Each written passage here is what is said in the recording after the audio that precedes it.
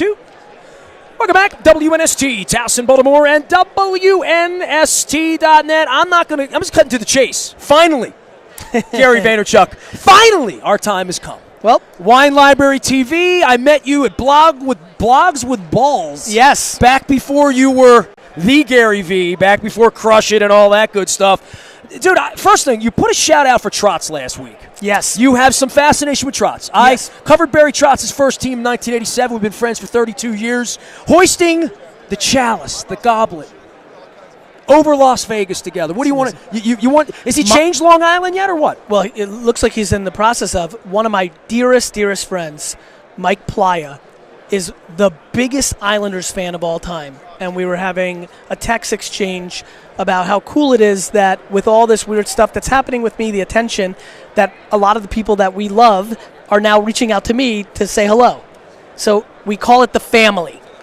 So Trotz is a part. You're my family. You don't know it yet because we collected baseball cards. I can't Same wait. thing. You I know love the it. whole deal. I like some wine. Your energy's like mine. I No. love it already. Your energy's like mine. Respect. I'm older than you, Respect. and I've been doing this Respect. 27 years. People look at me and like, "You're doing Vaynerchuk's thing." I'm like, "I've been doing Vaynerchuk's thing since 1992." Let's go. Yeah. Anyway. So I think that my really good friends, like I need to become friends with him. He's a huge Islanders fan. So He's one of the most magnanimous human beings I can't wait to meet him. I've ever known. I literally can't. I want to desperately take him out to dinner so I can bring my friend Mike and try to figure out how I could bring him unbelievable value since he's brought so much happiness to my friend Mike in 6 months. I let him know that on a text the other day when I saw appreciate you. it. So that's connected. Now let's get to the bottom Please. line here. Using the internet. Please to connect us. Ask him if it's okay. Put us on a 3-way text. Done. We'll be all connected. Using the internet for greater good and Yes. for bigger causes. Yes. I know that's at the heart of what you're trying to do. I'm in a very challenged city in Baltimore. Yes. And I want to pick my city up this year amongst other people and do more positive things. Tell me where the internet is, not just for making money in commerce, not just for spreading hate and getting orange people elected president of our country with Russian help. I'm talking about making the world a better place because the internet's going to be a part of that at some point. Well, the internet is the foundation of communication.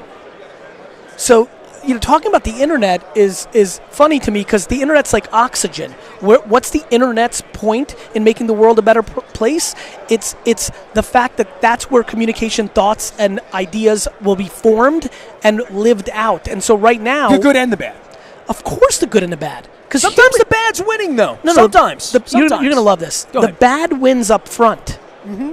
Because what the internet's current state is doing is exposing a lot of things that we didn't know about ourselves or we chose not to look at. I think it's going to be an incredible value for truth when all this is over with. No. For integrity. It is. It is now. Amongst the good people. No. Amongst the truth is good and bad. Truth exposes. Brother, do you understand how many people spew hate on Facebook today? And All day. And 37 years from now are going to have to answer to their 12-year-old granddaughter and are going to be mortified and deserve to lose? Do you know how much truth the internet has? Let me tell you about 1947-year-old racist Rick. He got to rewrite his history that he wasn't. Let me tell you about 2019 racist Rick. On the record. My friend, the internet is going to expose the greatest truths of society because it's documented at scale. And you know what I think about that? Tremendous. So it's a little uncomfortable now, but once people actually quantify what's going on here, the next 200 years are going to be remarkable. You're out on the web every day talking about what you're doing and 50,000 feet and 100,000 feet. I just got back from Tony Robbins. I did a fire walk with Tony in 1994. Changed my life. It was 2 weeks before the baseball strike. I'm in a baseball-only city. No football team was ever coming. Yep. Charlotte and Jacksonville got the expansion teams. Yep. I sat at the bar with a bottle of champagne that was never to be opened. Wow. That night, the Jacksonville got a team in front of us, okay? Jacksonville shouldn't have a team now. 2 years later, the miracle happens. Art Modell shows up in the parking lot. crazy. Brian Billick's my partner here. I've 22 years of doing sports radio and fulfilling my dream. At 50, I went to see Robbins last month, spent a week with him, Date with Destiny, about what the next thing is. And I know you've had a lot of that from parents with a liquor store, baseball cards, wine library, and then what to do with it. And I've watched what you've done with it from that day at Blogs with Balls in the basement of that beer joint in the middle of Manhattan a decade ago to see what's happened to your destiny. But strategizing the next thing for you, VaynerMedia, owning the Jet, you got all these things, but on a daily basis, you can't do all of it, right? No, and I think it's okay to juggle a lot of different ambitions and wants and dreams, and I enjoy that. I enjoy juggling 55 balls in the air, and if 22 fall, they fall. You know, when you start not worrying about judgment, things get really interesting. When I'm not worried that if one of these businesses fail, and they're like, aha, you're not good. I'm like, okay, that's fine. That business didn't work. I had the wrong partnership. We had the wrong value proposition. But talk to me about the net. You know, your 2000 Ravens won the Super Bowl, right? Sure. They had some flaws in that team. Actually, when I think back to that team, they had some flaws. Well, they right off the bat, the football people thought the quarterback was a flaw. That's right. So I think that, you know, to me, I'm a 360 human and entrepreneur, and I like juggling a lot of things. And this goes back to what I care about the most. And I get back to us being family. I'm kind of starting to, you had more context than I do, and I'm already picking up on it. Look, when you love what you do, it's real good. Like, we need to... I would agree with that. Yeah, yes. I think I'm hoping... It's my 26th Super Bowl. I dreamed of going to one. I'm a pretty lucky guy, dude. Remarkable. Literally. Thank you. Thank you for trying, by the way. Here's how I look at it.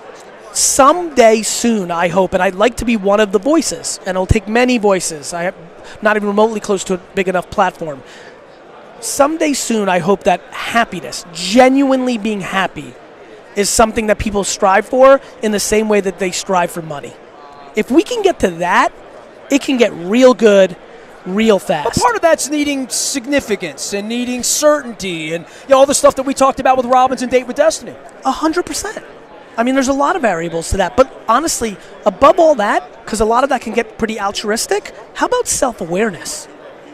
How about the fact that we need to start talking about when you actually know yourself, how about finding out why you have insecurities? Who instilled that in you and why? When all of a sudden you become compassionate and empathetic to your mom who actually did a bad job in parenting you, but you realize, well, that's because she dealt with X, and that manifested down to me, all of a sudden you can start forgiving. You can start taking a step back. I just think that people dwell on their shortcomings or what they can't do instead of being excited about the 1 or 2 or 4 or 7 things they can do. Where's your well for personal development? You know, sometimes I come to you. Sometimes I go to Tony Robbins. Sometimes I just sit in the window and with my cat, you know what I mean, and think about things. Or for you, personal development for you, what do you work on an annual basis to get better? Same question I'll ask Robbins when I have him on, you know? You know, for me, I don't consume stuff. So usually it's the energy of the feedback loop from the audience itself, or just very insular, close my eyes in my own self. I'm very good at being a cocoon. I haven't been able, you know, it's a really tough, you know, it's tough because this is not a fun, this answer's tough for me because there's a level of audacity. There's mixes to answering what I'm answering, which is nobody. It's not a human. It's a feedback loop from the audience and some version of me being insular with myself and having the conversation with myself. That's just the truth. And you could see the tone changed a little bit. Like, I think I'm trying to understand it because I think it's good. A lot's happened to you since the last time I saw you in the basement, you know, literally. Yeah, but that's from the outside. Right. If you and I were homies since 4th grade, you would know how much everything stayed the same. I see it at the Jets games. I know. You know what I mean? It still burns. You'll always have Super Bowl III, though. Don't be mean. Have that. Don't be mean just because you got one. I gotta go. Hey, man, be well. Yes. Thank you so much. Gary Vaynerchuk, the great Gary V. Go buy the books. Go follow him. Millions do. And Trots. I need that. Yeah, well, that's done. Count on that. All right, there he goes. Gary Vaynerchuk. We're live on Radio Row. All of our Super Bowl 53 coverage brought to you by our friends at LifeBridge Health Sports Medicine. Back for more from Atlanta right after this.